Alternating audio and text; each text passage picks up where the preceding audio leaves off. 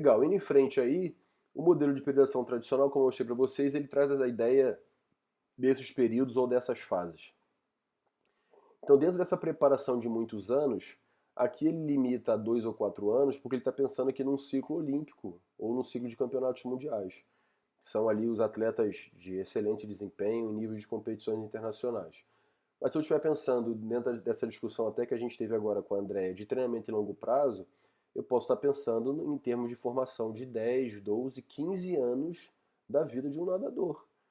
A gente pegar aquela menina com 7, 8 anos e ela ser atleta olímpica com 20, com 22. É uma formação do atleta. A gente tem essa dificuldade muitas vezes de entender isso no esporte, mas a gente teria que pensar o seguinte: vamos levar essa discussão para fora do esporte. Qual criança que a gente tem com 6, 7, 8 anos que é excepcional em qualquer outra coisa? Ah, professor, a gente vê crianças, pessoal, de 8 anos que nadam 2, 3 quilômetros numa sessão de treino. E elas aguentam, tudo bem, mas a questão é, tem necessidade de ser assim? Então os treinadores acreditam muito nessa especialização precoce, nessa oferta precoce de altas cargas de treinamento, mas esquecem justamente isso, que ele deveria ser atleta olímpico e não atleta do bairro dele. Isso não faz sentido nenhum.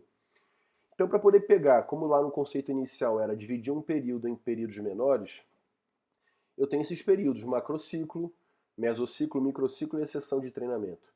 Geralmente, o macrociclo ele é o período maior, ele é dividido em mesociclos. Esses mesociclos geralmente são de um mês, mas a gente vai discutir que eles podem ser de 3 semanas até 6 ou 7 semanas. Esses mesociclos são divididos em semanas, essas semanas são os nossos microciclos, que são unidades menores de treinamento. Cada microciclo desse tem um objetivo que deveria ser alcançado e geralmente ele é de uma semana, mas ele pode ser menor do que isso, pode ser maior do que isso, mas geralmente a gente pensa em uma semana. E esses microciclos, eles são formados por várias sessões de treinamento. A gente tem atletas que podem treinar 3 sessões por semana e a gente tem atletas que podem treinar 12, 13, 14 sessões por semana. Depende de quem a gente está falando, depende do nível de rendimento. Voltando nessa discussão aí com a Andréia, a gente entende que esses atletas mais novos deveriam ter no máximo 3 ou 4 sessões de treino por semana. Aí você pensa assim, pô, Guilherme, mas os atletas Mirim e Petit já treinam 6 vezes por semana.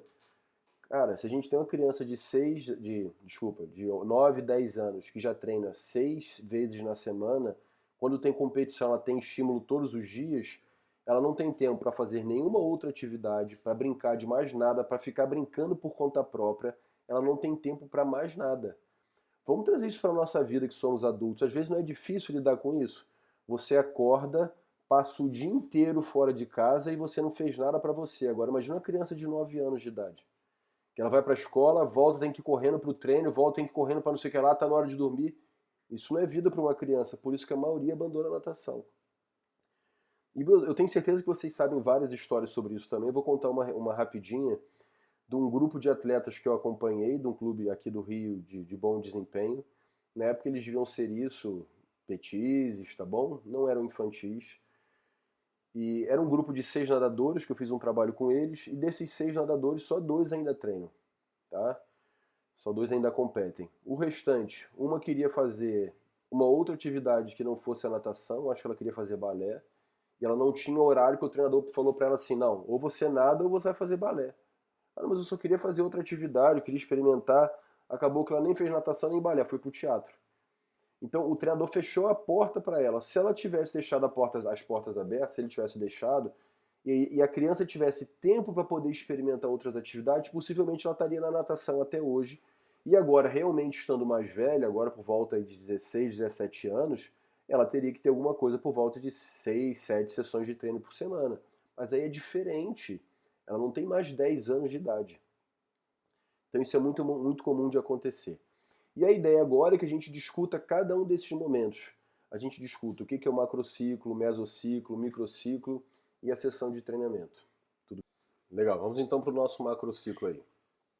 A ideia é entender que esse macrociclo é a estrutura maior que a gente tem de treinamento. Essa estrutura maior de treinamento, todo esse macrociclo, ele é montado em função de uma competição.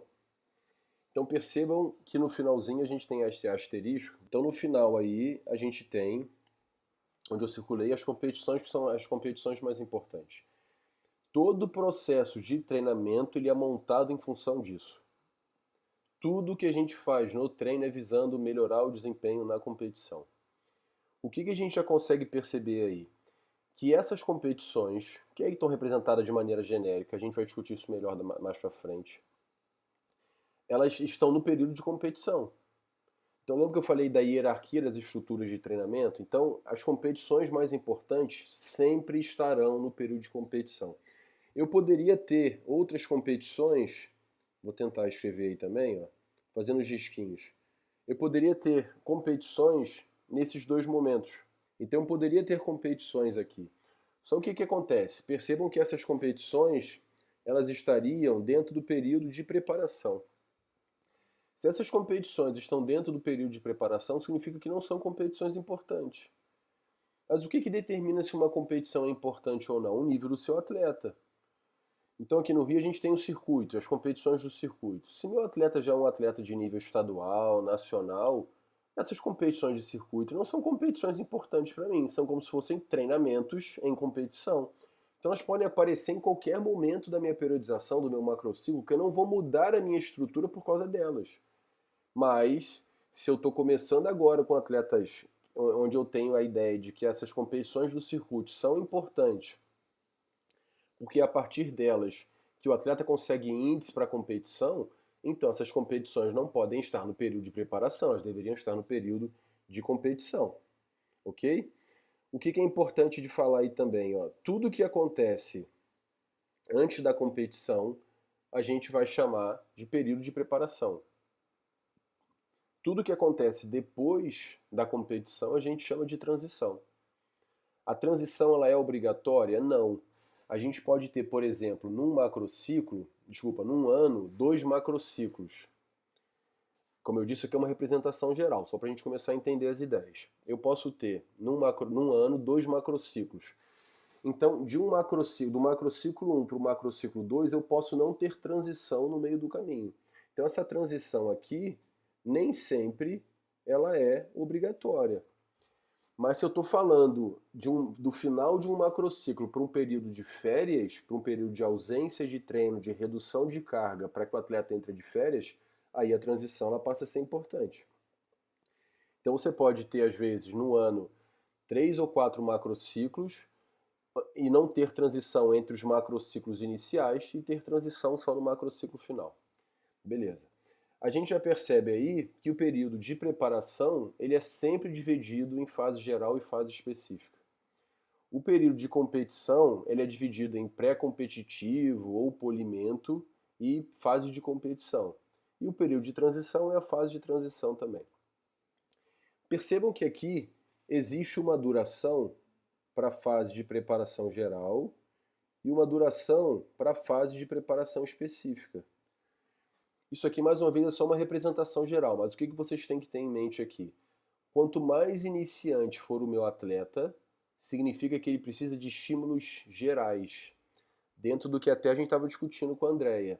Se ele precisa de estímulos gerais, ele precisa melhorar a técnica, ele precisa aprender a nadar, ele precisa ganhar condicionamento físico básico. Tudo isso é geral.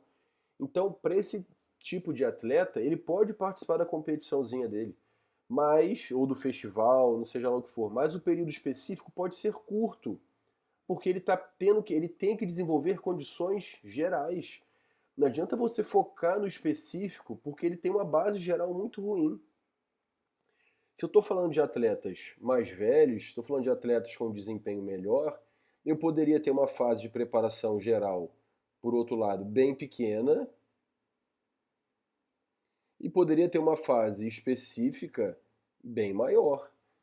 Porque não tem jeito, é a fase específica que causa adaptações específicas que levam à melhora do desempenho. Então a preparação geral, ela não te dá necessariamente condições de melhorar o desempenho esportivo. Ela vai te garantir isso no início, quando você é muito ruim. No início a gente é tão ruim que o cara corre e melhora o desempenho na natação. Que ele fazia 2 barras, passa a fazer 3, ele nada mais rápido 50 livre. Porque ele é muito destreinado. Quanto mais treinado você for, menos treinável você é. Por isso, então, que a gente precisa entender como manipular a carga de treino para que a gente entenda o que é uma carga de intensidade, uma carga, desculpa, baixa, o que é uma carga alta, o que é uma carga geral e o que é uma carga específica. Porque se você não entende isso, você oferece isso tudo de maneira aleatória para o seu nadador e pode ser que não seja o estímulo mais adequado. A duração aqui da fase de competição e do período pré-competitivo ou de polimento, então a duração dessas duas fases aqui está muito dependente do calendário da competição, que geralmente é oferecido pela federação ou pela confederação, e não depende de você. Tá? Então o que a gente pensa aqui já em termos de treinamento? Que geralmente esse período aqui de competição, vamos pensar que só tem uma competição no ano, para ficar fácil para a gente agora. Esse período de competição ele é determinado pela federação, pela associação lá das escolas de natação na cidade que você mora, pela confederação, sei lá, por um órgão internacional, pela FINA, isso é determinado por eles. Isso aqui não tem como você mudar. Então a gente tem que raciocinar sobre tudo o que vai acontecer antes para que a gente ofereça isso da melhor maneira possível. Então o que eu estava falando? Tudo bem, mas qual é o objetivo do período de preparação, já que tem essa hierarquia? No período de preparação, a gente tem que entender que o objetivo é desenvolver a forma esportiva. Então, o que eu ofereço de treinamento tem como objetivo levar o meu atleta que estava numa condição A inferior para uma condição B superior. Em termos físicos, técnicos, táticos, emocionais, de composição corporal. A gente sabe que a composição corporal é adequada para o desempenho esportivo. Se ela estiver inadequada, ela prejudica na natação ou qualquer outro esporte. Então, esse período de preparação eu vou focar em desenvolver a forma esportiva. Quando eu chego no período de competição, eu não tenho que estar mais preocupado em elevar a forma esportiva, eu tenho que estar preocupado em oferecer estímulos que visem manter aquela condição. Por quê? Quando a gente treina com a intenção de desenvolver a forma esportiva, eu estou o tempo inteiro criando estresse no organismo do atleta para que, com as recuperações parciais, ele vá melhorando aos poucos. Se eu faço isso no período de competição e na fase de competição, pode ser que o meu atleta vá competir cansado e ele não vai manifestar a melhor condição esportiva dele. Se a gente estiver falando de uma competição que não é importante, é assim que é, dane-se. Mas se eu estou falando da competição mais importante, ele treinou 6 meses para poder participar de uma competição e ele participa da competição cansado, tá errado. Legal. Então, período de preparação, eu quero desenvolver a forma esportiva. No período de competição, eu vou manter a forma esportiva. E se eu for pensar nas fases agora, se no período de preparação eu tenho que desenvolver a forma esportiva, isso em termos de fase geral significa que eu vou preparar o meu atleta, vou preparar o nadador para que ele possa treinar melhor. Se eu estou falando na fase de preparação específica, que o objetivo é desenvolver a forma esportiva ou competitiva, agora eu vou preparar o meu atleta para poder competir. Na fase pré-competitiva, eu vou recuperar o meu atleta para que na fase de competição ele apresente a melhor condição dele competitiva. Eu não sei se vocês conheciam essa lógica, pessoal, se já tinham visto, mas olha como é que isso direciona a nossa linha de raciocínio para conduzir o treinamento. Percebam que a gente nem falou ainda sobre montagem de série, a gente está falando sobre periodização ainda, está no primeiro modelo.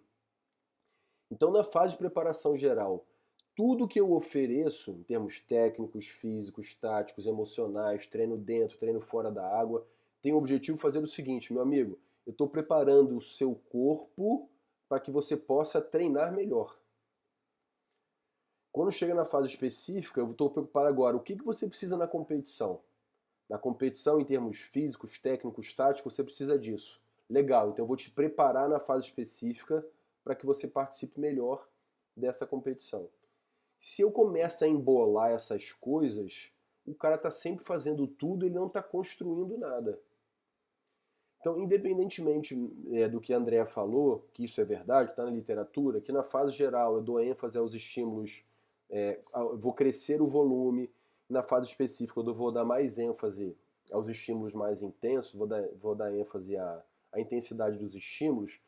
Eu vou então, na fase geral, oferecer estímulos com mais características aeróbicas e aumentar o volume para poder dar uma base, criar uma sapata, uma sustentação, uma base forte para que depois ele treine forte.